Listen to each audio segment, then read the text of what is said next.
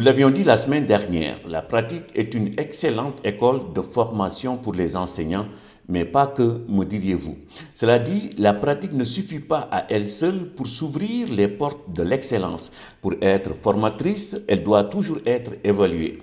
Il y a manifestement une relation organique entre l'apprentissage par la pratique et l'évaluation du travail effectué. Cela signifie que si l'enseignant veut que l'exercice de sa fonction soit pour lui une source de formation, il ne doit jamais se soustraire à l'indispensable analyse critique de chacune de ses prestations, autrement dit l'auto-évaluation. Faire fi des difficultés rencontrées ou les mettre sur le dos de ses élèves est naturellement contre-productif. Il faut s'auto-évaluer quelle que soit l'issue de la leçon. Lors de la visite de l'inspecteur ou d'une séance d'animation pédagogique, l'enseignant est invité à s'auto-évaluer, preuve de l'importance de théoriser sa pratique. Théoriser sa pratique, dit-on, est l'une des voies les plus efficaces pour le développement des compétences professionnelles.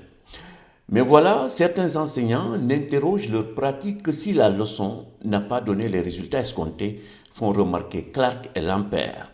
Ils renseignent que les maîtres n'entreprennent de changer de façon substantielle leur façon d'enseigner que si la leçon se noie, c'est-à-dire si les multiples ajustements et petits changements habituels ne réussissent pas à en maintenir le rythme.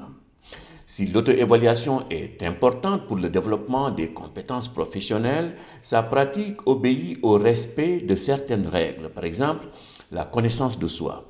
Autrement dit, il faut connaître ses points forts et ses points faibles. C'est justement dans cette optique que Postic soutient, je cite, « Les plus profondes modifications de comportement de l'enseignant ne se produisent que si le sujet manifeste la volonté de connaître ses réactions dans la relation pédagogique afin d'ajuster ses actes et ses principes. Se connaître soi-même, poursuit Postic, c'est savoir prendre conscience de ce que l'on est. Ce qui veut dire que l'enseignant doit appréhender le plus objectivement possible ses propres capacités, des capacités parfois ignorées, parfois surestimées. Prendre conscience de ce qu'il est, c'est également, ajoute l'auteur, appréhender les diverses motivations et buts poursuivis. C'est reconnaître le modèle implicite dont chaque enseignant est porteur. Enfin, c'est réaliser l'exploration de soi dans une perspective psychanalytique.